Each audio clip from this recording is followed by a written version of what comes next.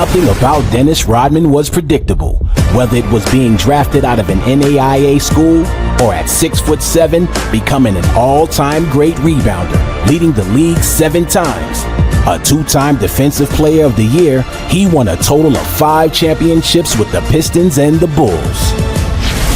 Jordan feeds Pippen, who's backhand. Wow! Dunks. Holy mackerel! Blocked it.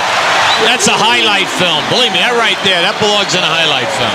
Worm, I think the Worm just doesn't get a lot of credit for how smart he was, how good his basketball IQ was. You know, he did all the dirty work, you know, dove on the ground, you know, took charges, got into people's heads, you know, frustrated them. But the Worm had a very, very good IQ. And a lot of people really didn't know that about him. They just thought he was just a crazy man running around with, you know, all kind of colors in his head. But it was a reason why he fit in with Chicago was because of his IQ. Dennis Rodman didn't care about scoring the ball.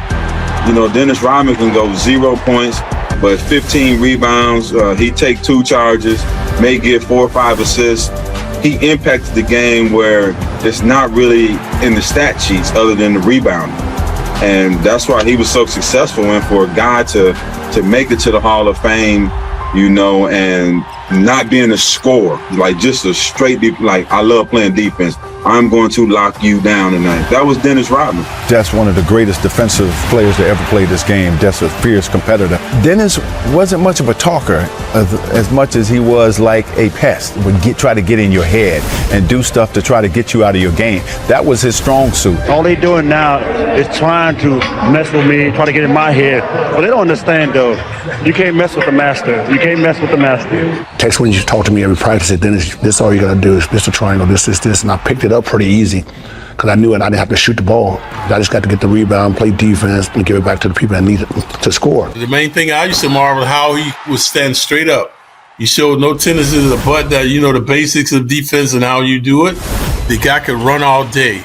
He could run all day, man, in the game. He never got tired. That's why you saw him diving in the stands all over the floor. That's effort. Come on. Rodman embarrassing the Knicks now off the glass. He was in after the game. He used to ride the stationary bike. When he was with the Pistons, he was quiet and shy. He was just into basketball because he was unheralded coming out of college, and he had to earn it, man. He had to work his way into the league and get the respect of people, and, you know, and that's what he did early on in his career. So still, I think, one of the best rebounders and defensive players ever. Calling Dennis the menace of the Worm right here, 6'7", 210 pounds of fury. Dennis, when you were 19, 20 years old, I bet you never thought that one day you would hang an NBA All-Star jersey up on your wall. Not at all. I didn't expect to have anything hanging up on the wall. I know I wasn't there because I was a scoring machine.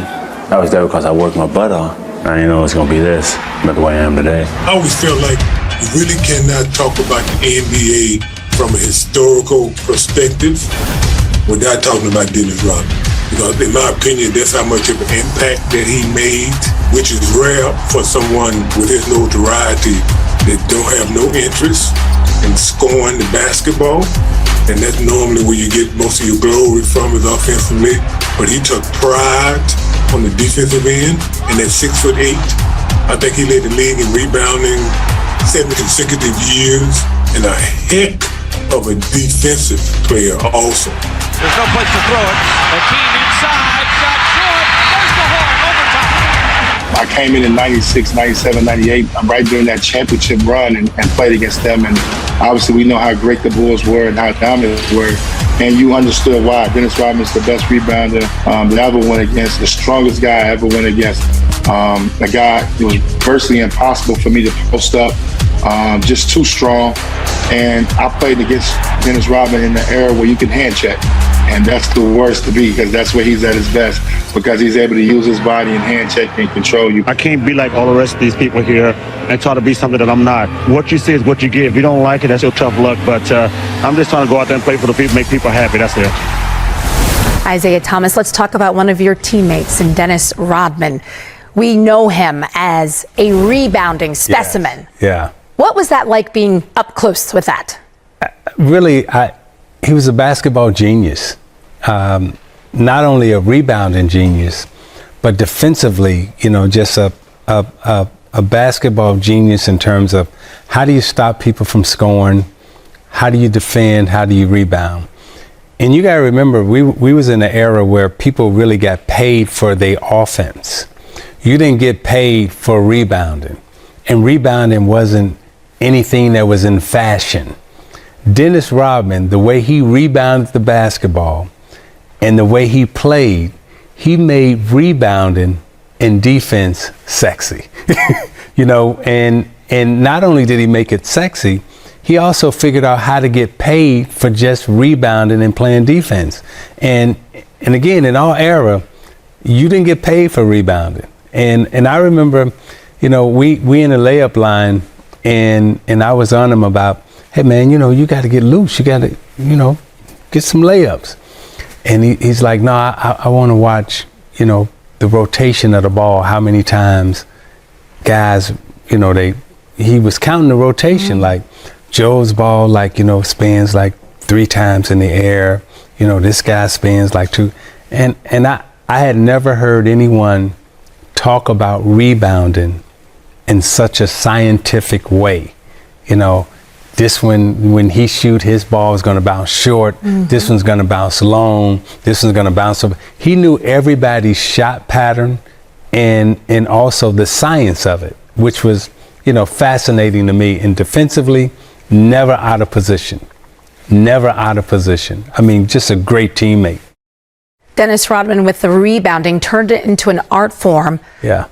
You saw the science of it. What about the heart of it? The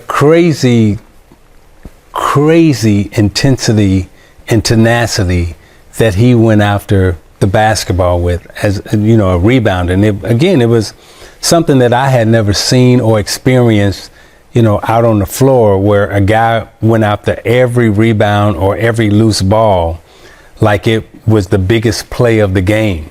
And not only was he rebounding, you would see Dennis going, you know, chasing a loose ball out of bounds. And normally guys would dive and try to spike it back in and, you know, get a roll.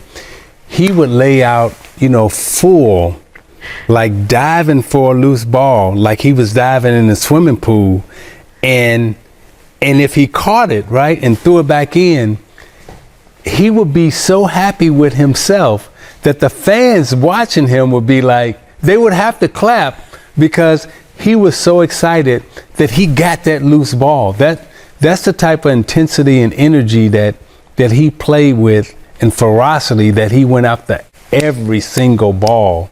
Like, you know, a guy, like he came in the locker room one night, I forget who he was playing. He said, you know, I want to try to get 40 rebounds.